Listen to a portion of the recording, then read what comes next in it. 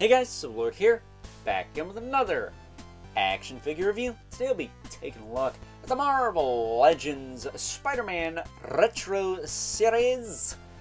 Fan channel exclusive. No OGism for that, because fan channel is good. Fan channel is always good. Today we're taking a look at the King of the Sting himself, the Scorpion.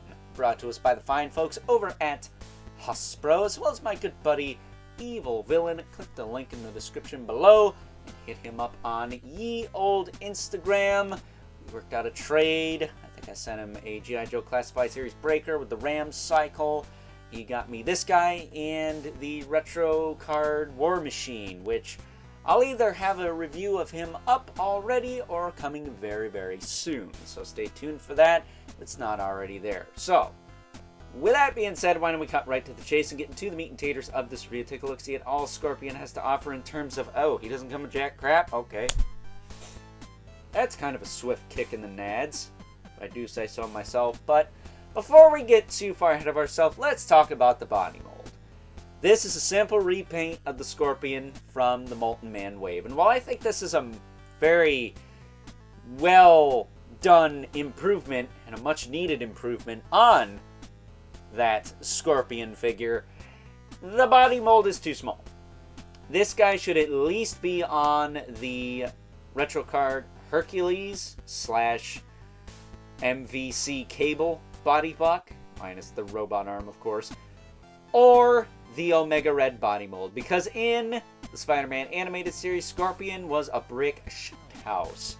And this figure is not that. This is if I threw on the Scorpion costume, but that's besides the point. So taking a closer look, that's the man, the myth, the legend, Scorpion here. He looks good. I like him in these colors. All these very freaking neon. Taking a picture of him was kind of difficult. But very, very neon, very vibrant, very saturated. But if you hit this guy with a black light, he'd glow like the Dickens. Almost a glass light. What the heck is a glass light? It's not even that weird Elseworlds Batman comic. Either way, the tail is bendy. Big old bendy tail. But it's a little long, I think. Would have been nice if they made it a little shorter. I think it could have easily been like half this size. Like end right here and be good enough, but it has been this long before in the comics. I think old Toddy Mac used to draw it this long. But there is that. No articulation otherwise. It's got the same end on it, which I don't know if that's accurate to the animated series either. I thought his looked more like a gun, but I can't remember. I have the vintage Toy Biz 5-inch Scorpion from the Spider-Man animated series line somewhere, but I don't remember if his tail had like a blaster on the end of it or just a stinger here. But as far as articulation goes, his head will look side to side, look up this far, down this far, you can tilt side to side, shoulders will go up pretty darn good. Rotate all the way around. He's got a bicep swivel. This shoulder is tight as heck on mine. I might need to heat this, because I don't think I could get that one to raise up as high as the other one. Yeah, I doubt it. And then the bicep being how it is, it's kind of like sticking out a bit. It doesn't bug me, but it's something to note, because it's like trying to push that down is very difficult. Oh, there we go. Got it up all the way. But yeah, see, it's very, very tight.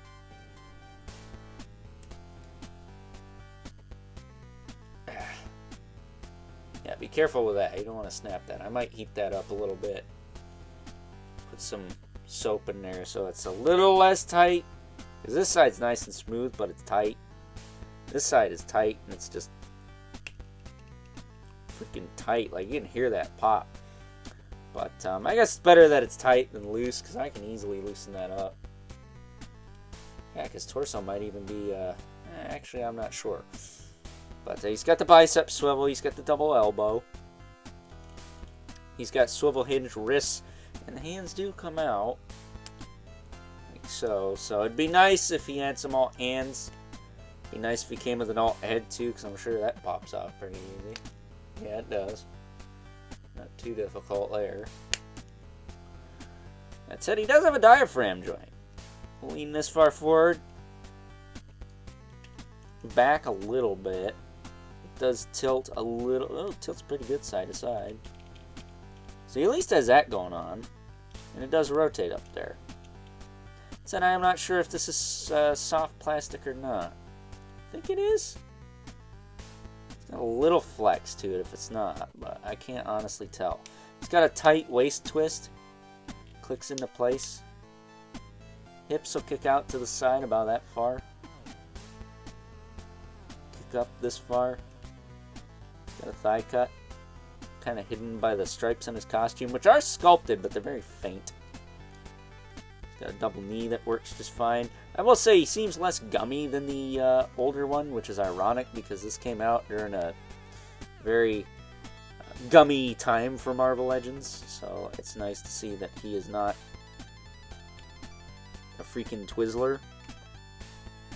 He does have a boot cut, as well as a hinge in the foot with a rocker. Of course, he's got the peg holes at the bottom of the feet. So, very nice update for Scorpion, even though it's not accurate to Spider-Man animated series. Neither was the Hobgoblin, so I guess pick your poison there. Gosh, this tail is humongous. Yeah, it just seems like an excessive amount of tail, man. It's always been my gripe with this figure. It's cool, but the tail seems really long. I mean, really, really long. So, with that being said, I still like the figure. I'm not gonna lie. It'll look good with my Spideyverse display, whatever you call it. So that being said, it's time now that we move right along and take a look at some size comparisons. First up, here is good old Scorpion alongside the Spider-Man and Vulture Tupac, the last Tupac we got from the Spider-Man Animated Series VHS line. Just because I do believe, if memory serves me right, Scorpion and Vulture were a bit of a tag team in Spider-Man the Animated Series when Scorpion wasn't running around with the Insidious Six, that is. And then, of course, we had to bring in Spider-Man because you can't do a Spider-Man villain review without bringing in a Spider-Man to compare him to. So there you go.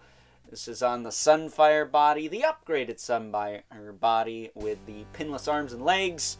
And, of course, Vulture is, as far as I know, a sculpt all his own. For those of you wondering, I flipped the wings and turned them back to make them look a bit retracted and just to get him to stand here because those things are hella freaking long. So, getting these two out of the way.